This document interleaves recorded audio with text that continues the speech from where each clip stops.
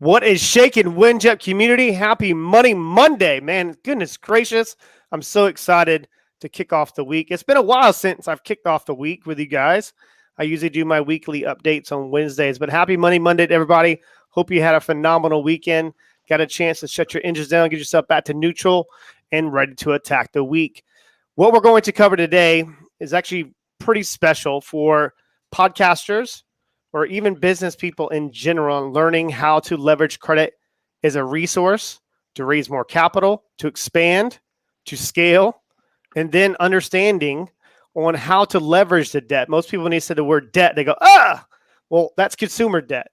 Well, when you're doing it as a business owner or a podcaster in this type of case, you have to be able to figure out if there's a way around certain areas of opportunity. This is how you scale. And I have a personal friend of mine, Curtis Nalley, and he is the CEO and founder of Lending America, personal funding source, individual funding source for myself and all the contracts that I've been involved with in the last 7-8 years. But can't wait, man. This is going to be fun. Curtis, welcome to the show, my man.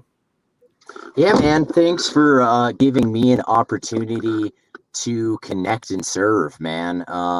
We've done a lot of great things together, and it's exciting to face yet another new chapter in building great things with you, man. Right. Yeah, for sure, man. We've attacked pretty much every industry known to man together, and us kind of working together exclusively. That was a way for us to make sure that the students or the people that are coming on board, for me having to understand, okay, listen, this is the best of the best. You're going to work with them, and they're going to figure out the best way possible for you to not outstretch yourself financially, but having a game plan while you're going about making that happen. And for the most part, us attacking the broadcasting and media industry, people think, oh, it's different. Well, no, it's not different when you're looking at it in a business model. It is not different. Actually, it makes it easier because you might have already an LLC or a business. In that standpoint, you're not trying to start a business. You're just trying to expand, and learning how to leverage is the most important thing. I think together, both of us, we've already brokered deals probably close to around $2 billion between the both of us. So this isn't something that we're new to. I guess we can kind of kick this off with this. If, say, for instance, if you are a podcaster, Curtis, or a business owner looking to start a podcast, would it be in the right situation or probably advice you would give them to look at their financial situation and seeing how they can expand? And if so, what would be the, best possible way for them to look at it and approach it to attack? Well, first off and foremost, I mean, just because a podcast is a different type of business model than a lot of others, right, it does not mean that there is not lack of importance to have capital in any situation. It helps promote you to get affiliates. It helps promote you to do advertising to the show. It helps promote you to have capital to bring the right team members on, to do editing and all the different things that make a beautiful podcast like yours work. Granted, the biggest thing in that situation is I truly believe in building, growing, and leveraging businesses through unsecured 0% capital. And the reason why this is so crucial is because it gives really a number of protections to people. Yes. Unsecured means if we're in a position of default, the only thing that can really take damage is our credit scores. And credit scores, guys, are replaceable. Yes, we don't want to have a bad one, but at the end of the day, they're a lot easier to replace than hard assets like homes, land, things of that nature, collateralized loans. Secondarily, I also primarily really focus on 0%, and it's the reason why I founded and built Lending America. Because there is, in my opinion, and I've debated this with many people, and I think I've proven my point over all the years, that there is one perfect way to start a business for less than $100,000, and that is to actually do that by leveraging 0% lines of credit, both through the personal and the business side of things. And the way that we do that is we do that through assessing and getting qualified with the right cards through the right banks to maximize performance. I love that you just said that. And I want to kind of shine a light on exactly why this is a no-brainer for 99.9% of people. When you're looking at 0% in those type of finance, what Curtis does and his team does, I'm telling you, you have someone that has the knowledge and knows how to structure you as a business or how to structure your personal finances, give you the proper advice, underwrite you, then go to the banks on your behalf without not speaking to them, but going to the right ones and seeing, okay, this is the most probable chance for you to get approved with this bank. This is the most probable chance for you to get approved with this bank. And this is why it's important. And sometimes when, of course, that's one thing you can't do is obviously the moral and ethical side is actually position it for them. But you can go about teaching them, here's how to go about making it happen. But this is your business. And you're putting, that's what I love about what you guys do, is you put the ownership back onto them. We're not here to be, I guess, a captain save a business for you. We're here to give you the resources available for you to make the right decision based on our analysis, diagnosis, and our recommendation. And it's pretty simple if you look at it that way. So when the banks, and obviously I know your background because we've worked together for so long now. It was kind of funny. We were about to hit record on this thing. It was like, man, how many times have we done this? Like, how many times have we done one of these type of calls? I was like, I'll probably do this in my sleep. But like, I don't want to overshadow something that obviously someone needs to hear, right? So say for instance, obviously I know what you guys do and working from zero to end. But I guess we can kind of like go over exactly what to expect for someone brand new to submit an application to see what they could qualify for. That's the key message there, what you could qualify for. Not everyone's going to be qualified to do different things. So if you can kind of go through the underwriting process in the first part of the system, or first part of what you guys do. Love that. So primarily, the very first thing that we're going to do, rather than you going to a traditional bank, which funny enough, I'm actually in the parking lot right now of Chase Manhattan Bank. Instead of going into the bank and walking in and applying for a loan, what they're going to do is they're going to do a hard pull on your credit. Yeah. They're going to assess things. They're then going to give you an answer.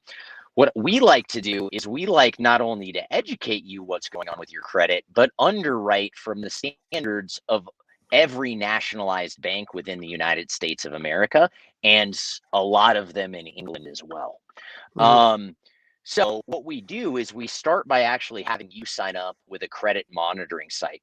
Now, this is not a credit monitoring site that I own. It's actually owned and operated by Experian. And the reason why we use them is simply for accuracy. Yes. And making sure that we're doing the best ability of our job. So we can sit down and without doing a hard pull, we can see what your credit looks like. We can also walk you through, hey, this is what's going on with your credit. This is what we can do. This is what we can't do. And really the whole mission is going out there and getting lines of credit, right? Any person who has a decent credit score could go out there and randomly apply at Chase or someone else and maybe get approved for one line of credit. There's a massive difference in what we do. Yes. We set down and measure performance with each and every bank off just about 1,200 different data points. And that gives us the ability to match you with the correct banks that are going to perform the highest for you. So we'll know going to maybe a Chase or a First Tech or Bank of America, right? We'll be able to know based on your credit profile which is going to be the best match for you. And then we'll also combine that with other banks so we can basically go to your credit report at one time. And our goal is to extract as much 0% capital as we can. Yes. So therefore, you can predominantly build, grow, and develop a business, whether that be a podcast, a car dealership, or even starting your own bank. Right. A lot of people, when they come to, I guess, because obviously, what I do with companies, and I come in and I consult on their, not just sales side, but I consult on the marketing side and making sure the fulfillment's there for them to be a repeat customer. And that's where I find the most questions when it comes to, well, I got my own business. Well, I have finances. Well, you don't want to spend or invest your money. You want to invest, obviously, your credit and leveraging your credit. And this is what I see a lot of. People go, well, I have over 150K or 200K in a bank. Well, you're losing, bro. Yeah, Like, why do you have it in a agree. bank? You can only insure up to a certain amount. Me personally, granted, I'm blessed and I'm in a good situation, but I have to have a lot of different types of accounts set up because you're only insured up to a 200K, 250, depending on your bank and the insurance side. If you have the money sitting in there, that money's collecting dust. It's going to move. So, and that's where you're looking in and investing and looking at other areas of opportunity for you to expand and going into different obviously industries. Or even we talk about I guess you would say the real estate industry. You just don't want to buy a home. Go and buy a freaking building. Invest into a building. Then you have what? Leverage. So, and obviously there's levels to this, ladies and gentlemen. You can't just start off the bat and like, oh, I need to hold on to this. We've been conditioned our whole life. Like, credit's bad. No, it's not. It's a different types of credit. So if you can kind of go through, I guess, a situation where someone does have a little bit of liquid, like what would be your advice to someone that does have a little bit of a nest egg? Maybe let's go like the lowest we can go, like maybe 25K, 30K in their savings account. And they do have that type of liquid. What would be your advice for them to, obviously go into underwriting and seeing what's available for them and then making the right decision? Like walk me through that kind of scenario. Absolutely. Well, this is a subject matter that's actually really dear to me.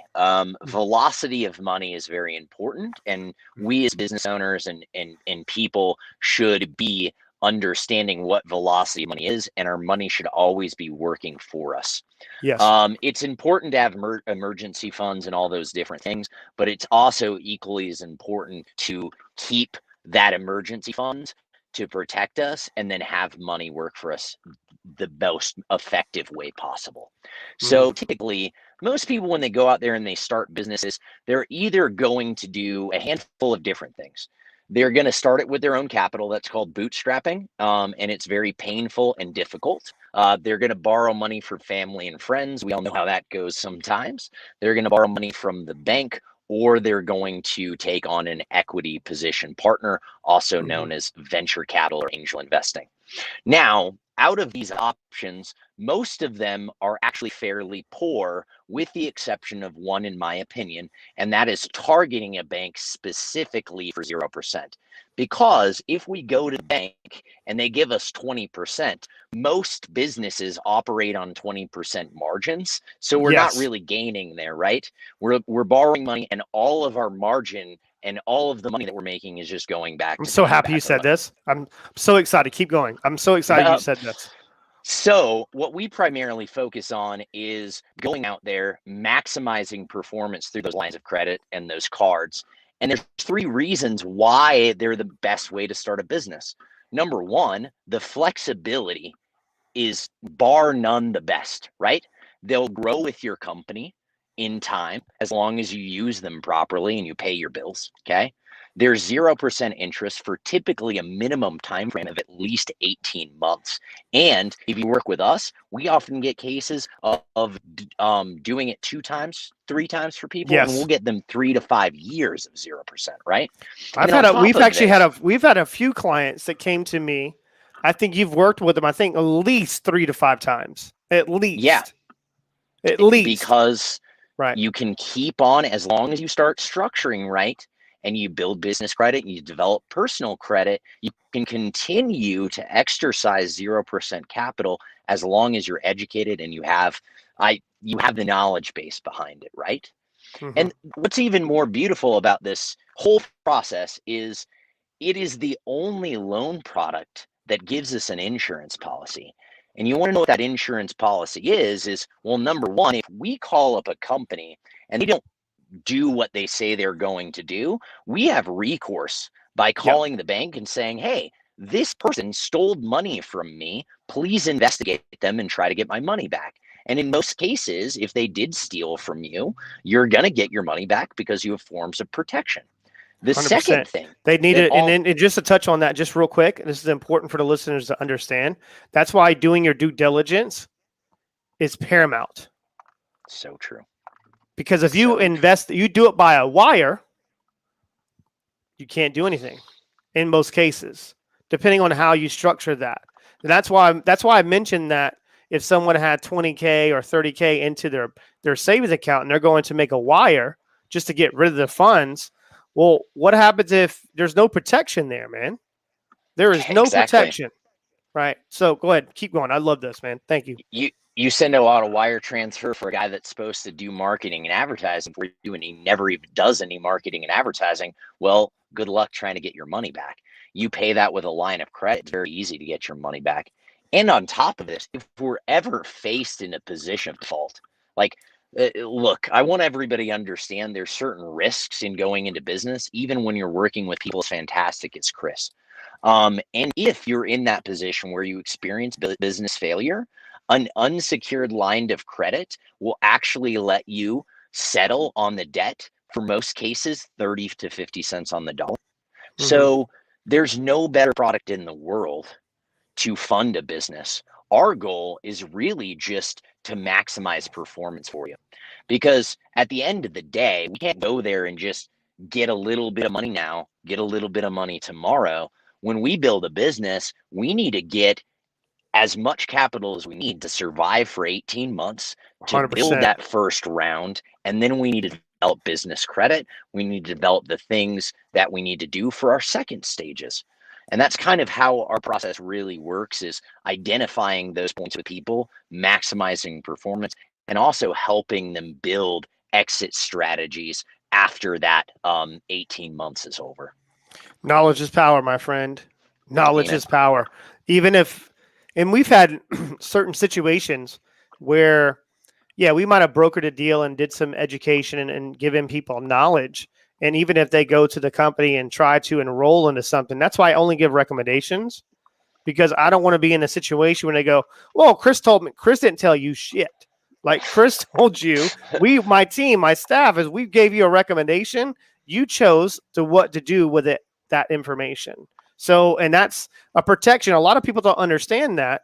Even if they come in contact and watch a video or something, that's why I always hit people with compliant statements. It's for those who qualify. We can't guarantee. There's no guarantees in life. I don't know if I'm going to make it to tomorrow. Like, who knows?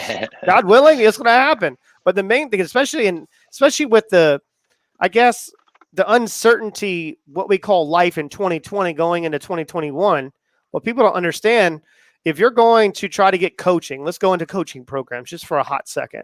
So say if, for instance, they are a business owner and they're trying to get to a multiple 7-figure earnings or 8-figure earnings. In order to take that leap, you need to learn from those who actually know what they're doing.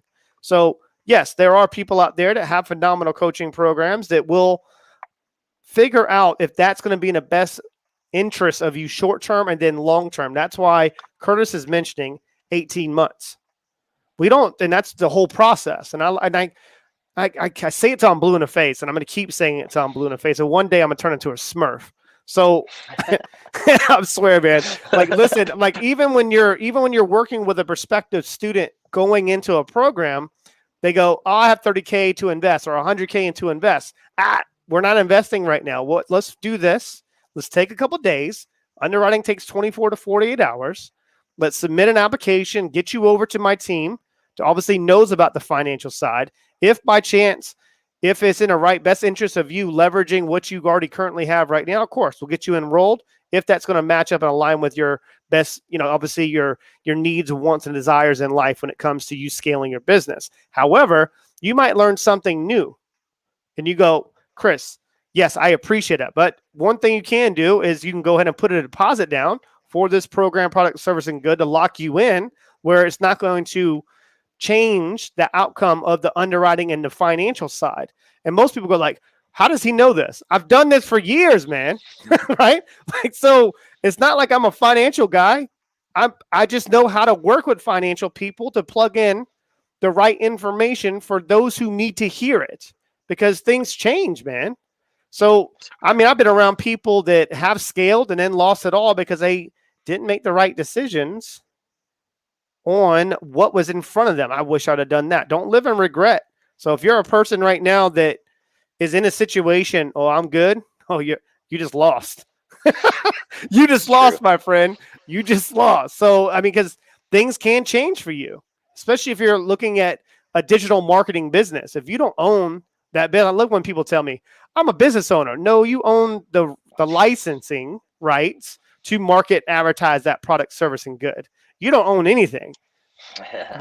You don't own it. Like, is it what you own patentable? Did you come up with it? How is it changing in the marketplace, and what's your competitive advantage? What's your go-to-market strategy? When I start hitting on questions like this, Curtis, it changes everything.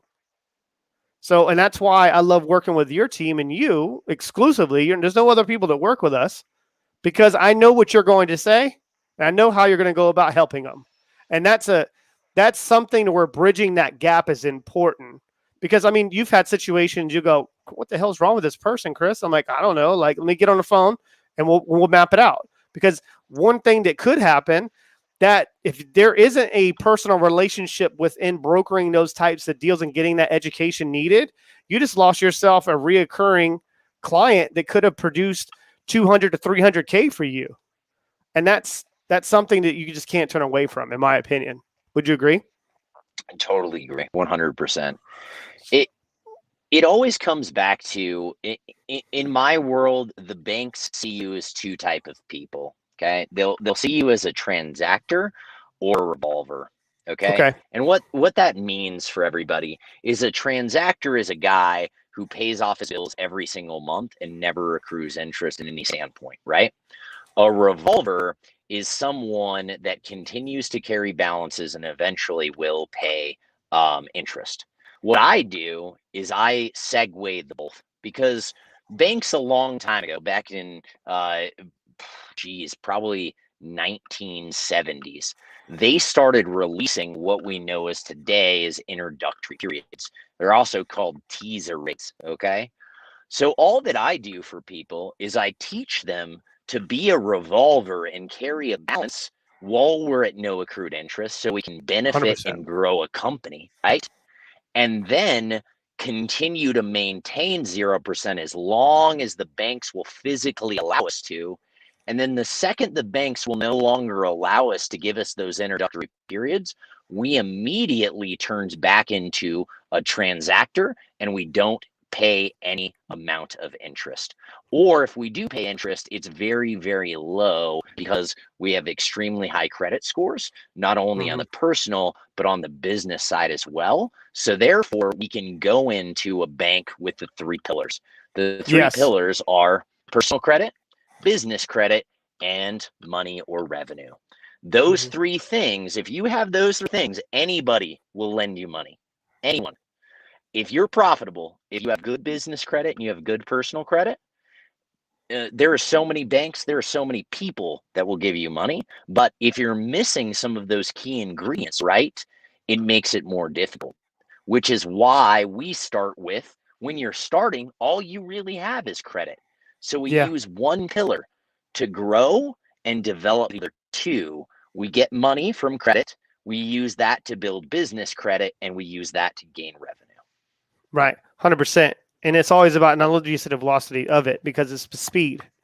You have to be able to move and adapt to the marketplace. If you're not adapting to obviously knowing where you currently are, especially on the financial side, that's why my CPA sends me a report every morning at 9 a.m. every morning about how much liquid I have available to be able to invest and get it out of there.